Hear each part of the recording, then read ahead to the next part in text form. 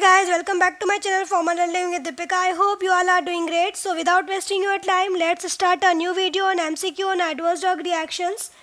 So adverse drug reactions के chapter के ऊपर मैं पहले से ही वीडियो बना चुकी हूँ, तो आप चाहे तो लिंक डिस्क्रिप्शन में है, जाके देख सकते हैं और आई बटन पे भी क्लिक करके आप देख सकते हैं. सो जितने भी MCQs हो सकते थे उतने मैंने कवर करने की कोशिश करी है. तो आप पॉज करके उनके आंसर्स दीजिएगा और फिर मैच कीजिएगा कि आपके कितने आंसर्स करेक्ट आए हैं. Which of the following is a common side effect of codeine. तो कोडीन का कौन सा ऐसा कॉमन साइड इफ़ेक्ट है? Option A is diarrhoea, B constipation, C coughing, D muscle twisting. तो इसका आंसर है B, that is constipation. Which of the following term does not describe any adverse reaction? A is idiosyncrasy, B is anaphylaxis, C is teratogenic effect, D is placebo effect. So basically idiosyncrasy ऐसी chemical reactions होती है that is called as the abnormal chemical reactions by taking of any food or the drug. जब कोई भी individual कोई भी drug या फिर फूड लेता है तो उसकी वजह से जो एबनॉर्मल केमिकल रिएक्शंस होती है उनको इडियोसिंक्रेसी बोलते हैं. एनाफाइलैक्सिस होता है जब आप ड्रग लेते हो तो कोई भी लाइफ थ्रेटनिंग अगर आपको एडवर्स इफेक्ट दिख रहा है तो उसको एनाफाइलैक्सिस बोलते हैं. टेरेटोजेनिक इफेक्ट है वो बर्थ डिफेक्ट होता है कि अगर मदर कोई मेडिसिन ले लेती है जिसकी वजह से अगर बच्चे को कुछ बर्थ के टाइम पे डिफेक्ट दिखता है तो उसको बोलते हैं teratogenic effect. Placebo effect basically आपका विदाउट API अगर कोई मेडिकेशन आप पेशेंट को देते हो और वो साइकोलॉजिकली ठीक हो जाता है क्योंकि उसको पता नहीं होता है कि उसको ड्रग दी जा रही है या नहीं, तो उसको बोलते हैं प्लेसिबो इफेक्ट. तो अब आप इसका आंसर ईजिली गेस कर सकते हो, that is D, that is placebo effect. Secondary pharmacological effects are also called as A type B, B type A, C type C, D type D. तो जो type A reactions होती है वो augmented adverse drug reactions होती है. Type B जो होती है वो बिजारे एडवर्स ड्रग रिएक्शन होती है. टाइप सी जो होती है वो कंटिन्यूस एडवर्स ड्रग रिएक्शन होती है और टाइप डी जो होती है वो आपकी डिलेड एडवर्स ड्रग रिएक्शन होती है. तो इसका आंसर है B, that is type A reaction. So the term idiosyncrasy originate from Greek word A idiosyncrasia, B idiosis, C criasis या D idiosyncrasia. So the correct option is D, that is idiosyncrasia. The term dash is the adverse response to a foreign substance resulting from previous exposure to that substance. Option A allergy, B anaphylaxis, C idiosyncrasy, D none of this. So the correct answer is A, that is allergy. Graves' disease is categorized as dash hypersensitivity reactions. So Graves' disease basically आपकी hyperthyroidism वाली disease होती है. तो इसके option है type third, type fourth, type fifth and type second.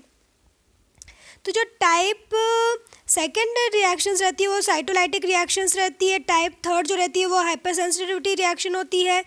Type fourth जो रहती है वो आपकी डिलेड वाली रहती है और टाइप फिफ्थ जो रहती है वो आपकी होती है ऑटो इम्यून डिसऑर्डर्स होते हैं. सो इसका जो करेक्ट आंसर है वो है सी, दैट इज़ टाइप फिफ्थ. तो जो ग्रेव्स डिसीज़ होती है वो आपकी ऑटो इम्यून हाइपरथायरॉयडिज्म डिसीज़ है.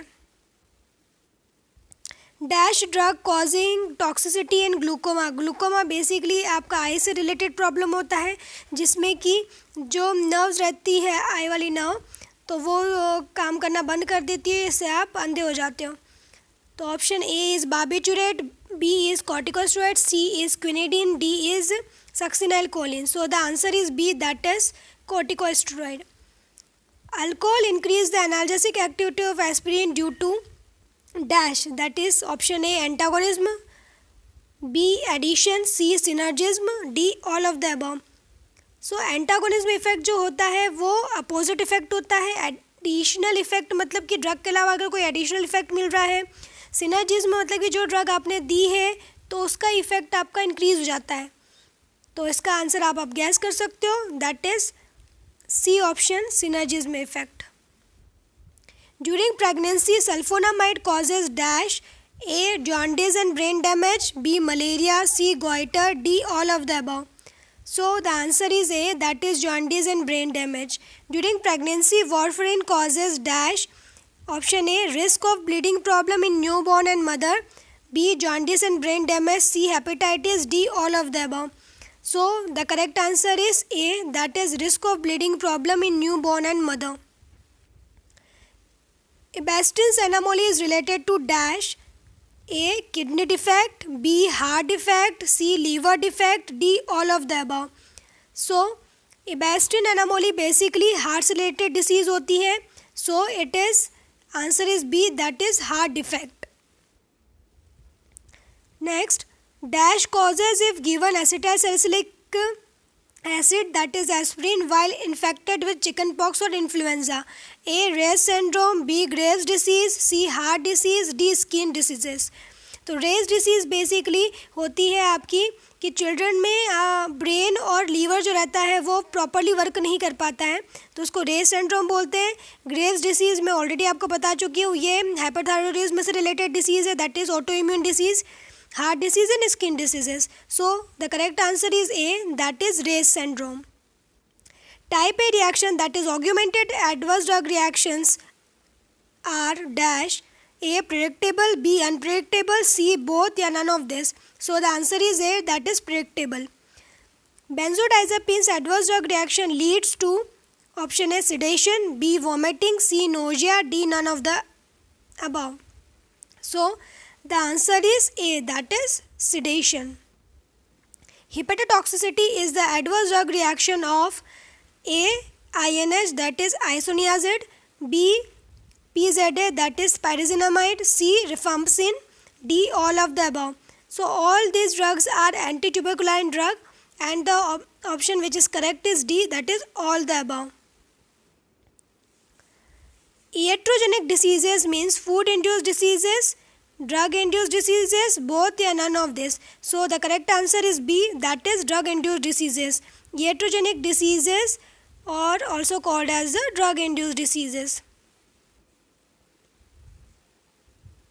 That's all for today. Thank you for watching. I hope you are liking my videos. If you like my videos, then subscribe to my channel and share my videos as much as you can with your friends and family members.